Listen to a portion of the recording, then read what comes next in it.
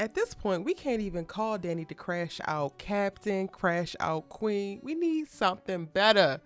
Coach, goat. She is the crash out goat, y'all. What's good? It's your good sis Erica Vane coming to you right here on Erica Vane TV with another Beyond the Gates video. And in this one, we're talking about season 1, episode number 6. We are back on this Monday, March 3rd with this new episode. If you're new here, hit that subscribe button and turn your bell notifications so you don't miss out the moment I post my Beyond the Gates recap and reviews.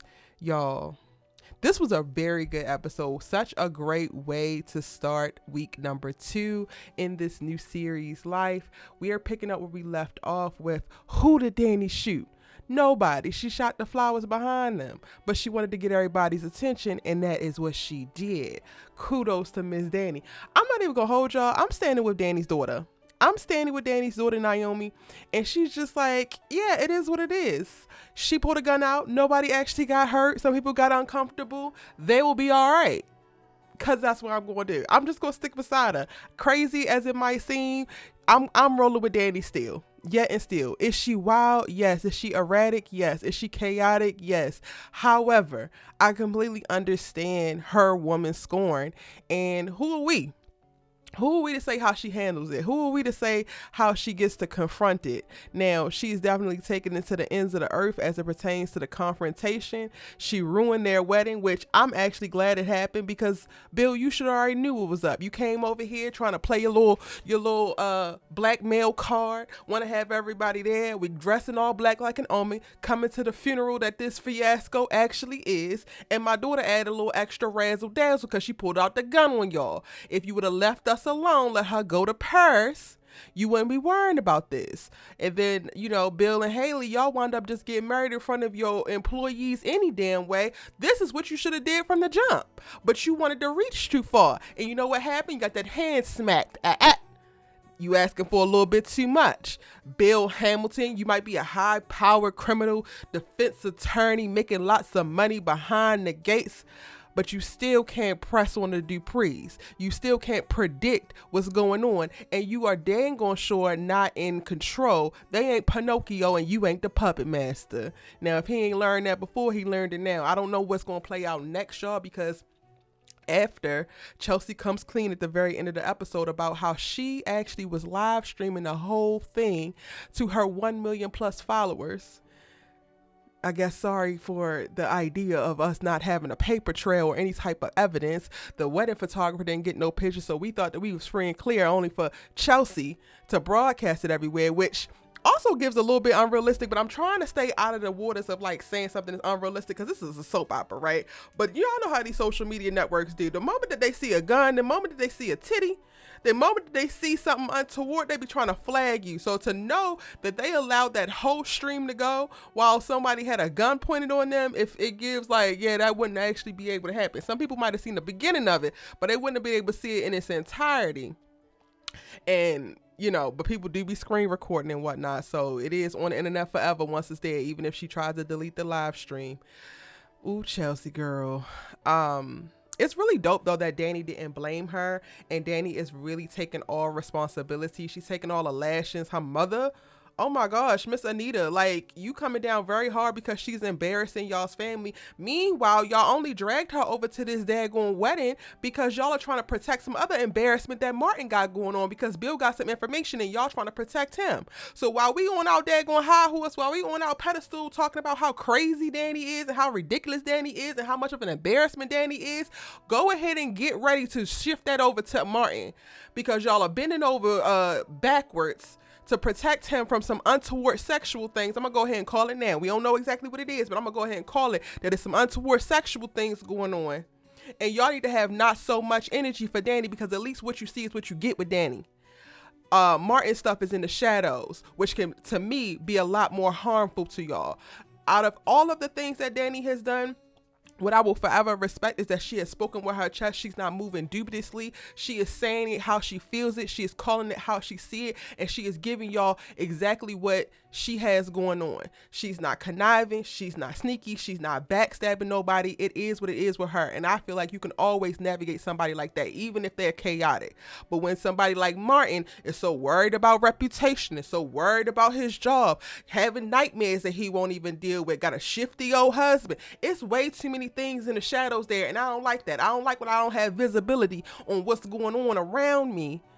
That feels like it's going to come out and bite me in the butt worse. So again, Miss Anita, you might not be giving Dani apologies now, but when you need her to help say whatever Martin got going on or stand with the family for then, make sure you have your apology ready, because you're going to owe it to her.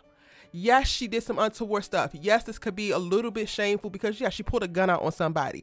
But also, y'all will get over it. Y'all a high-powered family. Y'all have a bunch of secrets. Y'all move and deal in back rooms and whatnot. This is not that far-fetched for y'all's family. So, again, relax. If anything, Dani is making the whole world go round and making all of y'all's lives very interesting right now. And y'all need to go ahead and go along with it. Because at the end of the day, Bill is still a villain.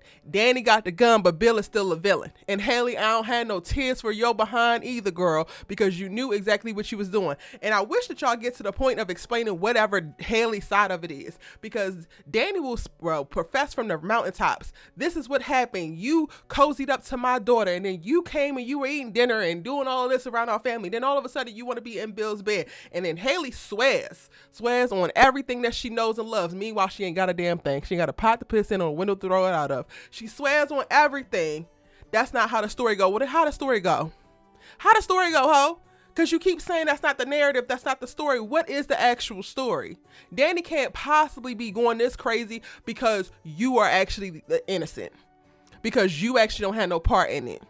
And I appreciate Dani giving Bill all of this smoke, because he deserves it. I don't think that men realize exactly how traumatic and how destructive their behavior, especially when it comes to infidelity within long-standing relationships and marriage, can actually be emotionally and mentally.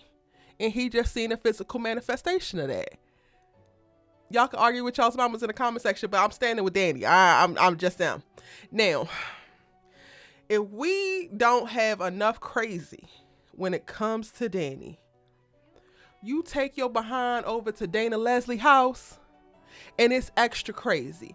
And this is going to trigger me in the worst way, because the way I struggle with terrible parents brainwashing their children to go off into the world and behave in a way to which they were brainwashed, and not in a way that's going to actually help them succeed as humans, as people who want to make something of themselves, maybe have an impact in this life and do something with their lives.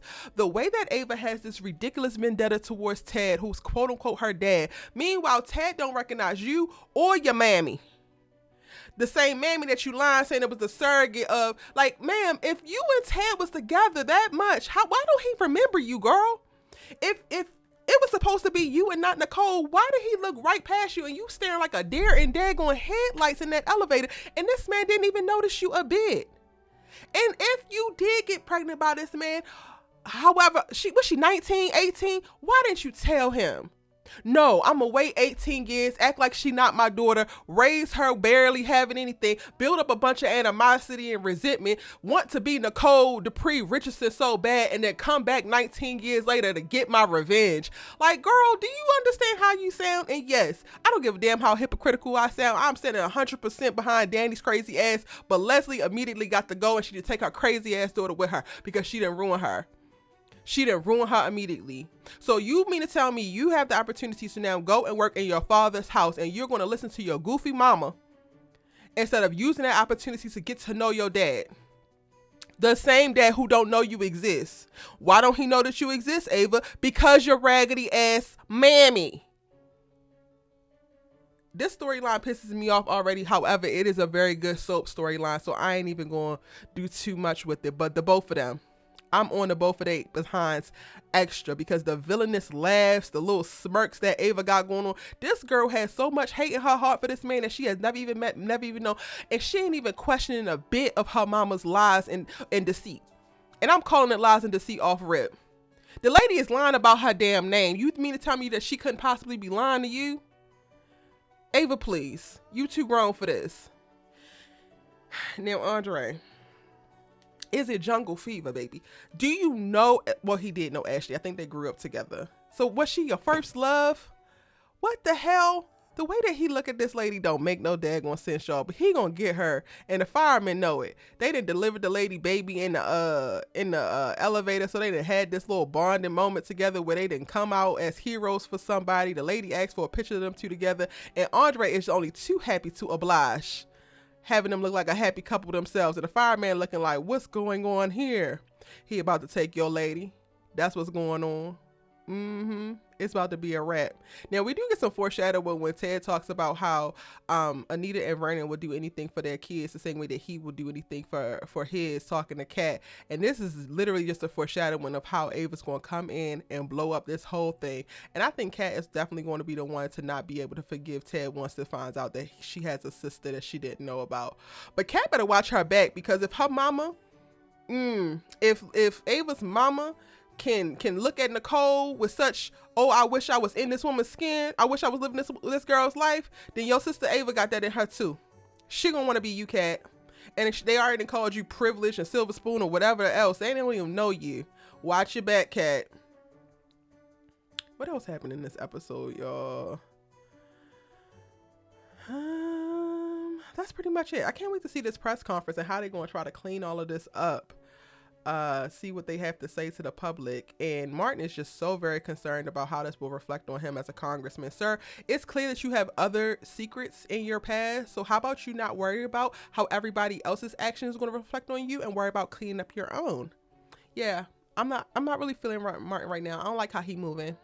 He gives means to an end, family by name, it keeps up airs, hides a lot, and I don't like it.